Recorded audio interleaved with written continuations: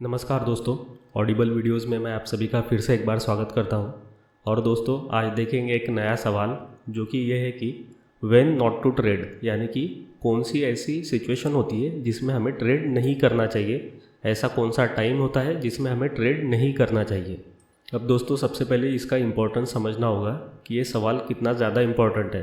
सो इसको आप ऐसे समझ सकते हैं कि कब ट्रेड करना चाहिए, कब एंट्री लेनी चाहिए। इससे भी ज़्यादा इम्पॉर्टेंट है कि कब ट्रेड नहीं करना चाहिए, क्योंकि आप देखिए ट्रेडिंग में मैक्सिमम लोगों के लॉस होते हैं, राइट। मतलब मैक्सिमम लोगों ने जो भी ऑर्डर डाली है वो गलत हो गई है। इट मीन्स उनको ये पता नहीं है कि सही ऑर्डर कैसे डालनी है या फिर उनसे नहीं हो पा रहा है। इट मीन्स उनसे मिस्टेक ज़्यादा हो रही है। इसका डायरेक्टली ये मीनिंग ही हो रहा है कि दोस्तों उनको नहीं पता है कि कब ट्रेड नहीं करना चाहिए। अब दोस्तों इसी सिचुएशन को सपोज़ हम रिवर्स करते हैं और ये कंसिडर करते हैं कि हर एक पर्सन को, हर एक ट्रेडर को पता है कि हमने ट्रेड कब नहीं करना चाहिए, और सभी व्यक्ति जो है वो करेक्ट टाइम पे ही ट्रेड कर रहे हैं, तो उनका लॉस होगा ही नहीं। तो हमें ऐसा डेटा मिलेगा कि शेयर मार्केट में मैक्सिमम लोग सक्सेसफुल ट्रेडर हैं। लेकिन ऐसा हो रहा है क्या दोस्तों? नहीं हो रहा है। बहुत सालों से यही चीज़ चलते आ रही है कि मैक्सिमम लोग ट्रेडिंग में लॉस खा रहे हैं और जो प्रॉफिटेबल लोग हैं वो बहुत ही कम है और वो बहुत ही लिमिटेड सेक्शन में प्रॉफिटेबल है। और जो मैक्सिमम लोग करते हैं उसमें सभी का तो लॉस ही हो रहा है, और जो प्रॉफिटेबल लोग हैं वो कुछ ऐसी चीज़ कर रहे हैं कि जो थोड़ी सी डिफरेंट है। वो सेक्शन ही कम्प्लीटली डिफरेंट है।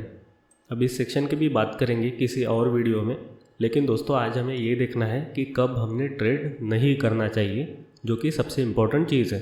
तो इसको भी देखेंगे हम दो पॉइंट ऑफ व्यू से। सो सबसे पहला पॉइंट ऑफ व्यू हो जाएगा हमारा एक प्रैक्टिकल पॉइंट ऑफ व्यू, जिसको हम बोलते हैं साइकोलॉजी पॉइंट ऑफ व्यू।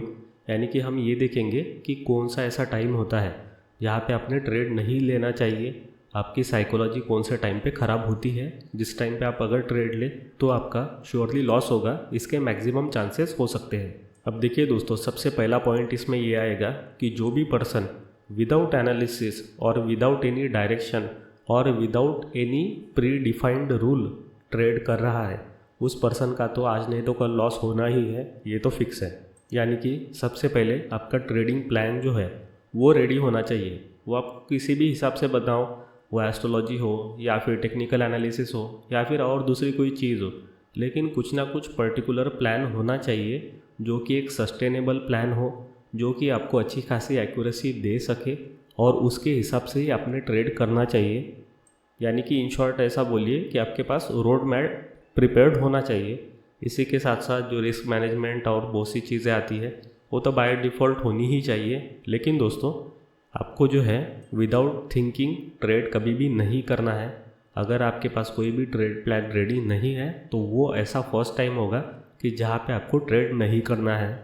देखते हैं second case. So second case में क्या हो रहा है कि आपके पास ट्रेड प्लान है, लेकिन क्या हो रहा है कि रिपीटेडली फेलियर हो रहा है उसमें।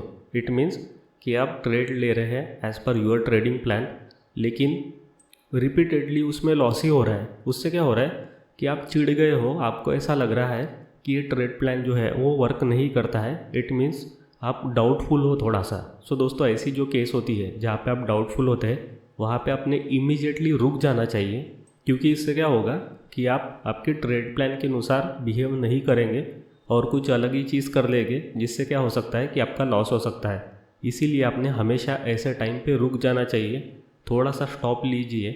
ऐसा हो सकता है कि कुछ चीज़ें जो है वो मिस आउट हो रही हो और उसको करेक्ट करने के लिए थोड़ा सा टाइम लगता है। सो वो टाइम आपने देना चाहिए। और ये सेकंड केस हो गई जहाँ पे आपको रुक जाना चाहिए।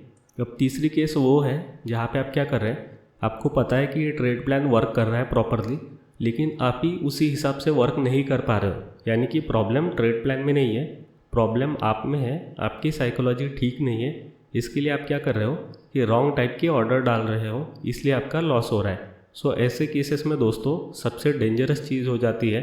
इसीलिए ऐसे केस में भी रुकना बहुत ही ज़्यादा ज़रूरी है आपके लिए, क्योंकि दोस्तों यहाँ से रिवेंज ट्रेडिंग स्टार्ट हो सकती है। और रिवेंज ट्रेडिंग ये आपको 100% गारंटी देती है कि आपका पूरा कैपिटल ख़त्म हो जाएगा और आपको प्रॉफिट कभी भी नहीं हो पाएगा।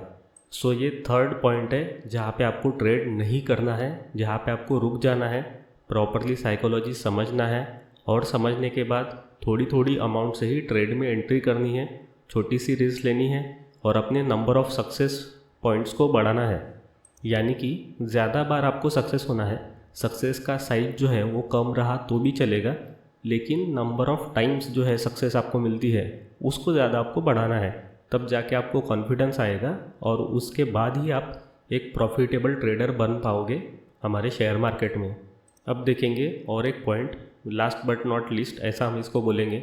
सो दोस्तों, कभी कभी क्या होता है, आप एक प्रॉफिटेबल ट्रेडर बन जाते हो, आपके पास अच्छा खासा पैसा आ जाता है।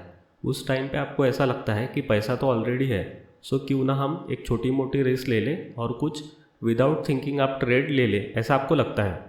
या आप सोचते हो कि इसमें प्रॉफिट अगर मिला तो भी अच्छी बात है, लॉस न मिला तो भी अच्छी बात है। लेकिन दोस्तों, ऐसे जो ट्रेड होते हैं जो खाली दिमाग से लिए जाते हैं वो बहुत ही ज़्यादा डेंजरस होते हैं। और ऐसे जो ट्रेड है उस टाइम पे भी आपने ट्रेड नहीं करना चाहिए, ऐसे टाइम पे भी रुक जाना चाहिए। यानी कि एक बड़ी सक्सेस मिलने के बाद आपने हमेशा रुक जाना चाहिए। आपको जो प्रॉफिट ऑलरेडी मिला है उसको एंजॉय करना चाहिए और थोड़े टाइम के लिए शेयर मार्केट से थोड़ा दूर हो जाना चाहिए। अब दोस्तों, इसके अलावा यही चीज़ जो है, यानी कि हमारा जो क्वेश्चन था कि कब शेयर मार्केट से हमें दूर हो जाना चाहिए, यानी कि कब ट्रेड नहीं लेना चाहिए, इसी चीज़ को हम देख सकते हैं सेकंड पॉइंट ऑफ व्यू से, जो कि होता है एस्ट्रोलॉजी पॉइंट ऑफ व्यू। सो इसमें हम क्या करते हैं, इसमें हम पता करते हैं कि कौन सा महीना या फिर कौन सा दिन हमारे लिए अनलकी हो सकता है। अब ये जो चीज़ है पर्सन टू पर्सन अलग अलग होगी, क्योंकि हर एक पर्सन का जन्म जो है वो अलग अलग नक्षत्र पे होता है। तो उस व्यक्ति के लिए कौन सा पीरियड फेवरेबल है और कौन सा नहीं है, ये हम देखते हैं। शेयर मार्केट तो सबके लिए कॉमन ही है, राइट। तो शेयर मार्केट की मूवमेंट ये तो सबके लिए सेम ही रहेगी, लेकिन उसी सेम मूवमेंट से कोई व्यक्ति आप देखेंगे प्रॉफिट ले पाता है, सो कोई व्यक्ति जो है वो लॉस कर बैठता है, राइट। सो इसीलिए पर्सनलाइज्ड आपका लकी और अनलकी डे जो है वो हम पता करते हैं विथ हेल्प ऑफ एस्ट्रोलॉजी। अब इस चीज़ के बारे में भी कभी बात करेंगे, लेकिन दोस्तों ये सेकंड पॉइंट ऑफ व्यू है जिसको हम यूज़ में लेते हैं कि कब ट्रेड करना चाहिए और कब ट्रेड नहीं करना चाहिए। बट दोस्तों, एक चीज़ ध्यान में रखिएगा कि एस्ट्रोलॉजी आपको जस्ट बताती है कि आपका ये जो दिन है वो अच्छा जा सकता है या फिर नहीं जा सकता है, लेकिन जो रूल्स है ट्रेडिंग के रूल, ट्रेडिंग साइकोलॉजी, वो तो आपको फॉलो करने ही पड़ेंगे। ऐसा नहीं है कि आपके लिए दिन अच्छा जाने वाला है और उस दिन पे आप ओवर ट्रेडिंग कर लो और आपको बहुत बड़ा प्रॉफिट मिलेगा, तो ऐसा नहीं होता है दोस्तों।